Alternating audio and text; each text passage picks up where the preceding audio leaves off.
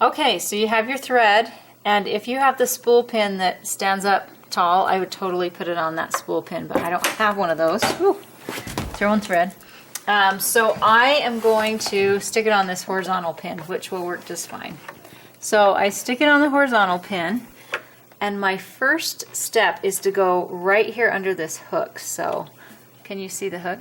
So what you're going to do is you're going to take it and you just go underneath that hook, and it's just caught right there. That's the first step. Remember, we used this button, tension button, when we wound the bobbin. So it's done. None of these things even matter now. Don't put the thread around this button. You're going to come straight down this crevice or this crack in the sewing machine. Follow the arrow. So down the crack, heading straight forward. So here I am on the right hand side of this face plate. Now see this little arrow? It's like, hey, come under here and go straight up. I'm going under here and I'm going straight up. Now comes the best part. So here I have my thread in my hand. Here's the giraffe standing tall. If he's not standing tall, if he's hidden, use the hand wheel to get him up there nice and tall. I'm going to take my thread and I'm going to put it to the right of his head.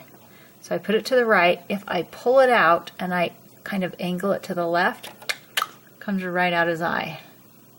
That has to happen or you will not sew, I promise. So then I'm just going to pull it down this way. I keep getting it caught there.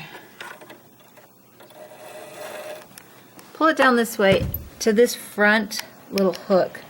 So this front little hook has an opening on this side. So what I like to do is I like to grab the thread and hold it horizontally like this. And then I can just tuck this behind that clip, just like that. I want to make sure it's not crossing this in a weird way. Okay, now there's another little hook and it's right back here behind the needle. So I'm just going to go right back behind there. Now I have to go through the needle.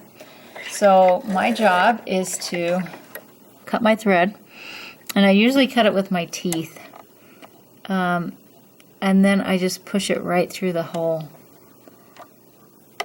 Okay, so here's my top thread, here's my bottom thread way back here. How am I going to get this up here? Well, what you do is you hold onto this with your left hand. So this is out the side, and then I grab the hand wheel and I anchor it all the way down, all the way back, and voila, there it is. So I just grab it and pull it.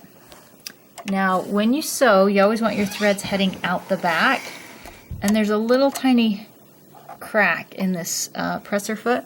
So I just put my threads through that crack and then head them out the back.